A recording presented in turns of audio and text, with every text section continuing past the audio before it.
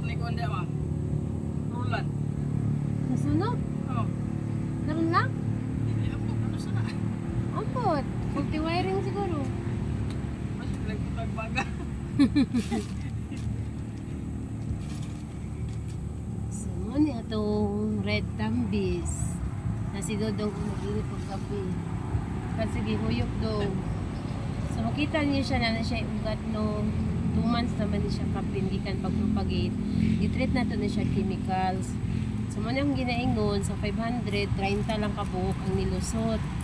Ang gigamit na itong chemicals ani gikan sa US or gikan sa Thailand B1.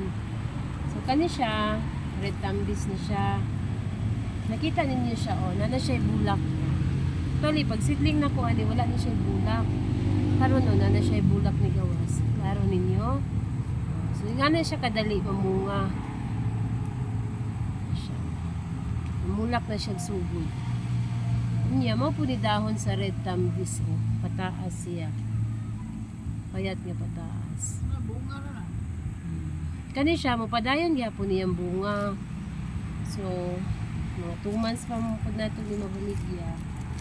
Ato di siyang itanom kay kung diri lang pud siya sa silupin nga ni kadako, mamatay pud siya kay gamay man kay siya giutan. So, tungod kay naga-coding man ta, gamit ta og 6x8 na silupin. Oo, mo ni nakanindot ani nga pagsidling kay kung i-markot ko ni siya, dili ni kaya inganion o asa-alsahon ninyo gingani, dili siya kakaya kay ang markot ani maibot gid ni siya, maibot. Unang kahit sa kalamansi wala jud mi naga-markot, naga-graph mi. Kani siya sa tambis pod wala po ko naga-graph. So cutting siya, gitreat na ko siya sa chemicals. So mo na ni sulod sa iyang pila ka bulan niya nga ano ugat. Mo ni ang nakasurvive na. So, ato siyang iribag. Iribag na to siya. Mo ni akong tusok. Putol-putag tusok kay kailangan po na to usok kay para bawat kilid niya ma-press na to kay kung piyasot mo gud iyang kilid ipod mayo yan tubo. So, ingani siya pag na gid lalim. Hindi lalim ang seedling. Ug wa kay pasensya na maupaw jud ka. Diba dong? Si Dudong, siya sige panghakot sa mga yuta. Actually, gi-recycle na namo among mga yuta kay di man may kapanguha sa uma karon kay gibaha man ang amuang bukid.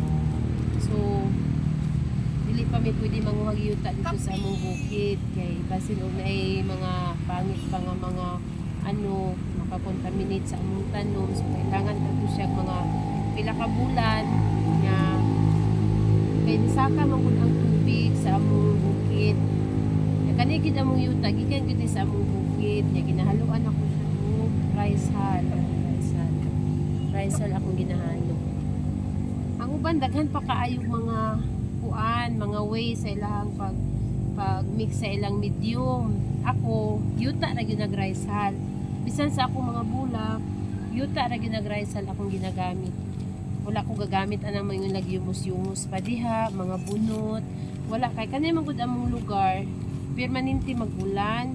So kung mogamit pa ko og bunot, ang bunot man gud mosunop siya ba sa ang tubig, mosunop dito sa bunot. So mo toy reason nga makalata pud siya sa tanom. Kung mag-pure po yuta, okay man siya. Kaya lang medyo gahi. So, haluan din nato siya o rice hull. Anyway, ang rice hull noon din sa amo, nag-gisra man ang sako. Ikaw lang magsaking. So, kahit kag sako, siguro tag 15 ang sako karon or 20. So, isa ka sako, 30 pesos. Ikaw magsaking. Ato ka dito sa mga galingan. Daghan magalingan din sa mga lugar. Pero sa una, panghatag na ng mga rice hull. Rusukad nagsaging-saging na, ginapalit naman kaya naggamit sa sagingan. So mga ni siya ha, nagka-color coding ta. Kung white tambis, among gamiton nga silupin 6x10, tapos 6x10. Tapos kani siya, kay red man ni siya o red maroon. Muna ginaingon lang makupa tambis kay mura ni siya color og makupa pero walay liso. Wala siya liso kay kung yung utag makupa nagi na siya liso. Actually na ako'y makupa nga puti ikag Thailand. Puti siya. Niyang liso kay piyasot. Pero wala pa ako kasumpay. Bago pa man siya namunga. Kailangan manghud bago ka manumpay, naagig bunga yung mother plant. Mo dyan ay protocol, dili kay mandaya ka. Sagwa pa ka bunga, kuha na ni mong sayon. Yung sarili, aside sa mong sarili yung gilag, pati yung customer. Suluoy ang makapalit ana dapat niagi gid siya bunga. Kaya gali grafted kay gikan sa namunga.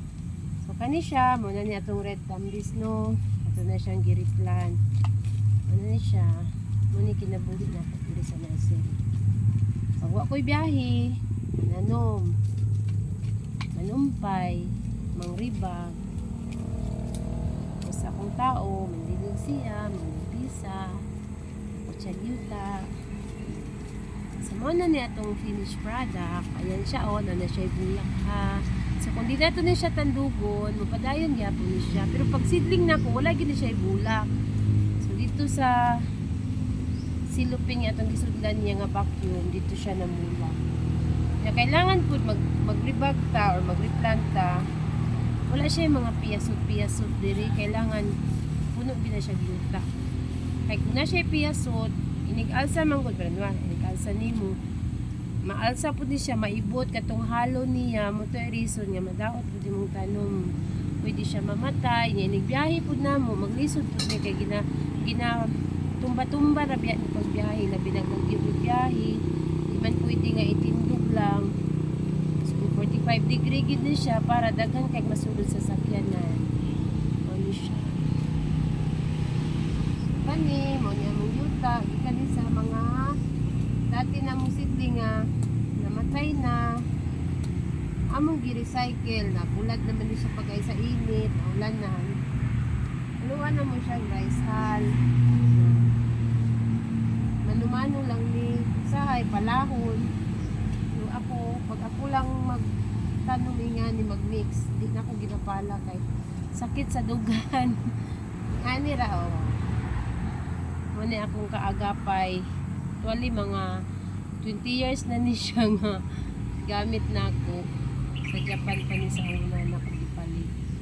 Mahilig lagi kong tanom. Niya ginalagaan lang, hipos-hipuson. Magamit, hugasan, hipuson. So 20 years na siya, buhi lang gihapon. Ayan na siya gitanon. Kumusta man itong kape diha do? Okay.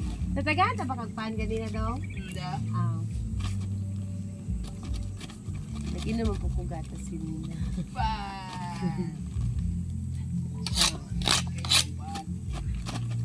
So diligid lalim. Siya na siya ugat. Na siya ugat. Pero bisag na siya ugat, ayaw kumpiyansa kay pasigin ka ay buhi na gid siya kanay ugat. Dili gihapon kay timing gihapon ni siya. Kung halimbawa sige ulan, posible siya malata. Ug init pud kaayo, malaos pud siya. So sige yun mi siya tan-aw kada adlaw. Hantod sa 2 months. Pagka 2 months ani, pwede na mi siya ibaligya. So dito na ang mga buyer mamalit. Dito na nimo makita ang mga nagkadahiyang buyer na ay galante, na ay kusog manghangyo, na ay buyer nga wa pagalit ni palit, na nga ay nagpakapin. Ninganday na pwede ayo. Pero wa pa siya nagbakal. Nga na gid siya. Depende ra gud pud sa imo kung hatag kag pagkapin. Pero kung daghan siya gipalit, yan hindi ko kamuhatag, di ba? Kani pong tambis, usually ginaregalo na mo ni siya. Pag among buyer, gani daghan siya ipamalit. Tapi sa tama-tama lang gud yung kailangan daghan. Ginaregalo na mo ni siya kay swerte man kuning tambis kay abundance. Abundance ang tambis. So, kabantay ka siya ha, pag mamunga siya, daghan kaayo niya, magsige na lang siya pamunga. Munang nindot gid ang tambis labi na siya sa harap sa balay or kilid sa balay. Nang sa among mga biyahe, usually ginapangita gining tambis. Tambis kay nindot man ni siya sa balay. Nya pwede ra pud nimo siya itanom sa kaang or sa dagkong baldi. Pwede pud sa yuta. Actually ang mother plant na mo ani no tupo ra gud sa ako. kay ginapulungan lang nako para di siya mahabog. So dili man siya grafted, so walay problema og asa kataman mamutol niya. Kay kung grafted man go delikado pataka kag putol niya, imo na putol di ay ang sumpay na to. So minsan magkuha ko similya ani niya. Nangita jud ko daan og nanay sanga para ini mabuhi siya, nakasanga na siya daan. So kung mo sanga na pud siya dugang, so bonus na to siya. Anyway, dali raman mananga ang tambis. Dali siya pasangahon. Unya ganahan ning tambis og makakitag adlaw. Pero karon di pa nato na siya i-expose sa adlaw kay bago pa man ni siya. Kani siya gikan pud pag kaning naa sa crates, gikan pagtanggal na ko ani sa iyahang vacuum. 1 week na ni siya. Kaya nagtanggal man gud na sa vacuum, ako dahil na siyang diligan og water kay para mawala tong acid gani kay di ba ang nibuhi nila aside sa chemicals katugaling ilahang singot murag mo tubig nila. So minsan acidic siya. So bubuan gid mo siya og water para dili siya mamatay pod. Daghan kay pamaagi. Minsan magkapalpak-palpak pero kung dili man ko ka mapalpak, dili ko ka matuto. Daghan kag paagi buhaton para mabuhi mo kami. Kaya lang na jud time nga. Kaya ani niya sa 500 ray nilusot. Siguro kung gamay kag pasensya makain ka ay di na ko mosidling kapoy man oy gamay rag mabuhi pero dili man gud pwede nga muhindang lang ka ana, di ba? Kay diha baya jud ang pagsubok. Pag nakaya nimo di survive. Pag dili nimo makaya siya isugal, lugi ka. Ingana man nakita nimo yang ugat. So mao ni ka kasagaran ma-identify si red maroon niya tambis oh. Ang iyahang dahon is payat na pahaba niya. Pag bago po di siya udlot, medyo lighter yung pagka-yellow. Si white po, darker ang iyahang green niya. Magbase po ta sa grano sa dahon. Mo nang ako, nagabiyahe man gud ko abot ni sa bisag asa nga lugar. So, asa to mga na festival, man-display me. Para na lang ang akong tao is dili siya maglisod og identify in kaso nga na mo palit sa nursery. I-color coding na nako or i-coding na nako ang bags.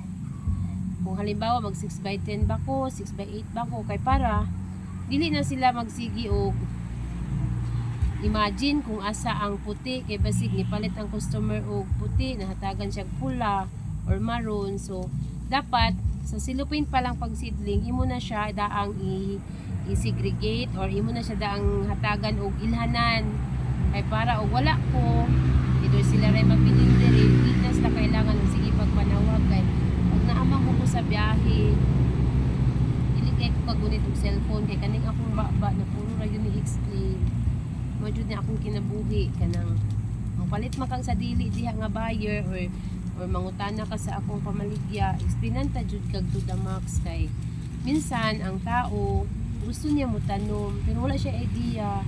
Minsan po nananom siya namatay tungod kay wala man gud siya natagaan og maayong pag-explain giyon saon pagantiman yang tanom. So dapat nana siya idea tagaan din ako sa mga pamaagi. So wala di siya mopalit at least katuya ako ang na-share niya nga mga idea kung saan pagtanom, kung saan pag-atiman niyang tanom, ma-share po niya sa uban.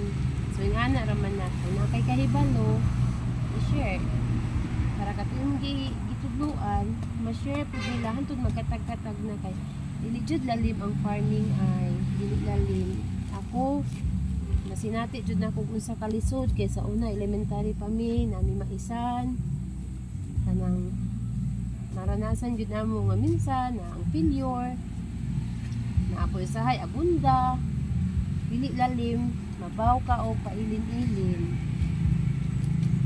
Pag naapo kay mga prutas sa inyong uma o mga lubi ilin-ilin lang gihapon ka yung anak git ang farming. So actually na for ito sa farming kaya lang kinahanglan lang git nimo og kanang mga techniques kung wala kay alam mga tana mag-research pero kasagaran jud based on your experience. No jud na kay ako bitaw kurso accountancy. Pero akong negosyo about sa agri. No? So, kuan. Layo-layo gamay. Gamay ra noon. Pero depende man gud sa tao gud. Nang ako nagapangunay jud ko niya unsa ako mga ma-experience, unsa ako mga natutunan, unsa ako mga palpak. Ako pinang gina-share sa akong mga customer. Mo ni ang buhaton, mo dili ang buhaton. Mo na gini nakanindot pod kay pag mamalit mo sa amo or bisag dili gud mo palit din sa Queen Asha Nursery nagatudlo gid mig libre unsaon pag atiman inyong tanom, unsaon siya pag abono, unsay i-spray, unsaon ninyo pag distancing, ana ba? Libre na mo na siya itudlo. Bisan gud og kanang wala mo kapalit sa ako. Pwede ra ko niyo i-chat na. Libre ako pagtudlo ha. I-search lang ninyo ang Christy Pilisco or Queen Asha Nursery Davao. Pwede mo mag-message diha. Wala ko'y problema pa. Usahay lang malita og tubag kay kanila ging nangunay tagtrabaho. Naman ko'y trabahante pero kanang mulihok man gid pud bisag natay tao kay lahi man pud na ilang trabaho, lahi pud ako. Nya ako malipay jud ko na bisag magunit ko ani yuta. Takas akong kamot. Arti-arti ko no hay no. Naglisod jud ko ani. First time na ko nagpa-extension kay nagibog-ibog lagi. Pero naglisod ko isa kaadlaw ko katrabaho. Oh, hindi man jud ko mahimutang. Nangita jud ko paagi. Hantod na anad na ko. Nigoswa inigugasan ni hindi mo. Pero gyud ko balita. So mo na siya. Thank you so much. Thank you for watching. Please subscribe, share, and like. Thank you. Hi dong. Hey, Kapi.